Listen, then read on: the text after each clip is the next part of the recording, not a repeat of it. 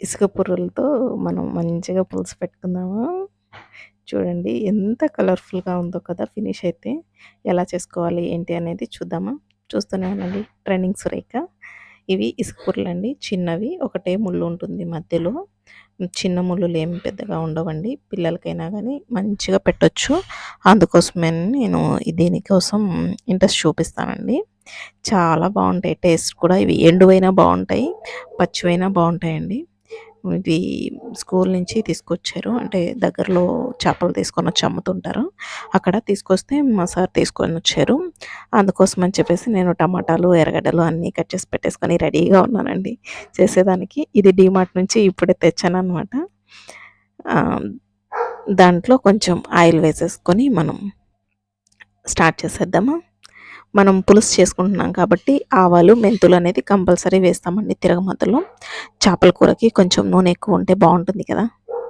కొత్త దాంట్లో మనకి ఇసుక పురుగులు పులుసు చేసుకుందామా?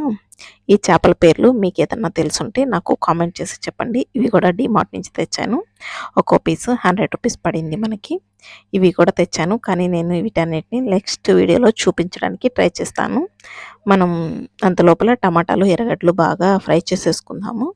ఫ్రై చేసుకుంటే చూడండి ఎంత మంచిగా ఉందో. చేపల పులుసు అంటే మనకి టమాటాలు కొంచెం ఎక్కువ వేసుకుంటే గ్రేవీ బావుంటుందండి.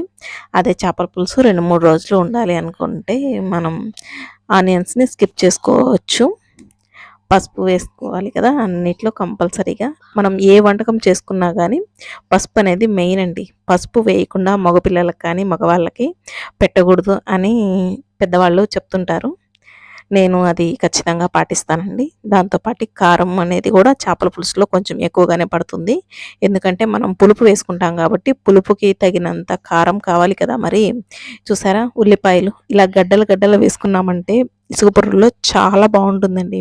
వీటి పేరు నాకు చిన్నప్పటి నుంచి ఇదే తెలుసు. ఇసుక పురుగులనే అంటారు మా దగ్గర. మీకేదైనా వేరే పేరు తెలిస్తే చెప్పండి. నాకు ఆ పేరు చెప్పాలంటే ఎందుకో ఒకలా అనిపిస్తుందండి.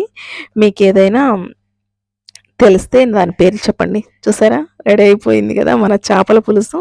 దీంట్లో మనం మంచిగా మామిడి ముక్కలు వేస్తానండి నేను. మామిడి ముక్కలు, కొత్తిమీర వేసుకున్నామంటే చాలా బావుంటుందండి.